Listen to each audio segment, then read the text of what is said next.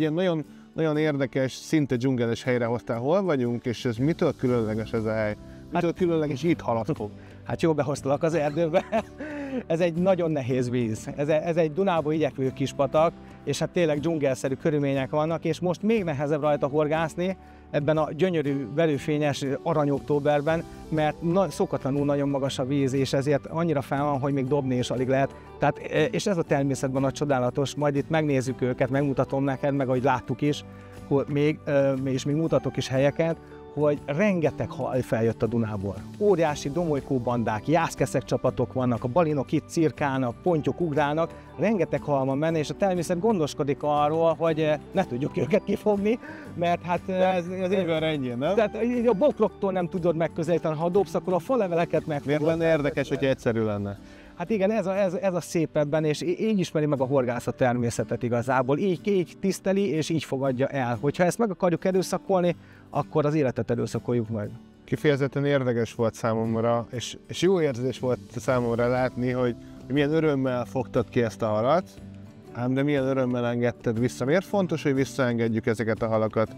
Igazából az a fontos, hogy önmegtartóztatóak legyünk, és minél kevesebb halat fogjunk meg. Ez lenne az idea, tehát nem az, hogy minél többet, mert hogyha rengeteg halat megfogunk, megszurkálunk, és úgy engedjük vissza, az nem biztos, hogy olyan jó, mint hogyha csak 2 halat akasztunk meg, és azt a 2-t hazavisszük konyhára. A természeti terhelést a legminimálisabbra kell venni. Én annak a híve vagyok, és ez egy elég radikális ökoszemlélet, hogy igenis a horgászvizeknek is egy részét rezervátummal kell tenni, pihentetni kell. Kellenek olyan szakaszok, ahol nem jár az ember, nem jár a turista, hagyjuk a természetet újraéledni és önmagát regenerálni.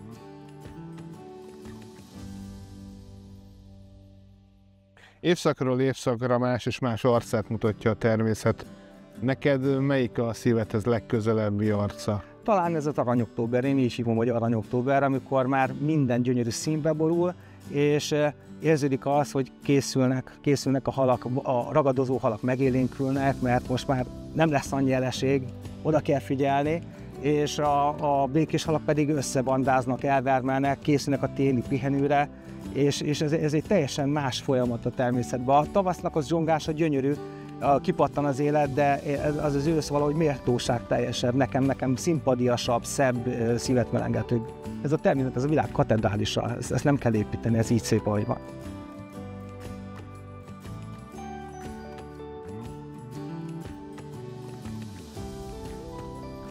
Ki volt az, aki által megszeretted a horgászatot? Nagyon sokan erre a kérdésre a horgászok közül azt válaszolják, hogy édesapám, meg a családom. Nekem a családban egy horgász sem volt. És a természetjárásból adódott nekem a horgászatnak a megismerése, megszeretése. És hát én jártam az egész Kárpát-medencét, a Balkánt, egész Európát bejártam, és mindenütt barátokra leltem. Ezeken a kirándulásokon mindig koccinkunk egyet a barátságra, a jóra, az élményekre, és ezek az élmények így megmaradnak. Mit tanácsolnál azoknak a fiatal, akár horgászatban gondolkodó férfiaknak, lányoknak, bárkinek, akik most akarnak elindulni? Mi lenne a legfontosabb tanácsod? Miért érdemes horgászatban gondolkodni? Hát ismerjék meg a természetet, és ismerjék meg az életet, és így megismerjük önmagukat. És akkor a horgászat már egy olyan örömforrás lesz, ami bármikor, még hogyha nincs az embernek ideje, hogy egy ilyen vadregényes helyre, de lehet, hogy már az is jól esik neki, hogy egy ilyen mesterséges kis kockata van, és akkor itt van a közösség szerepe és jelentősége, hogy oda csak egy 2 órára kimenjen, egy kicsit kivonuljon. Ott egy kis időt eltöltsön. Szerintem már ez is egy előrelépés lenne.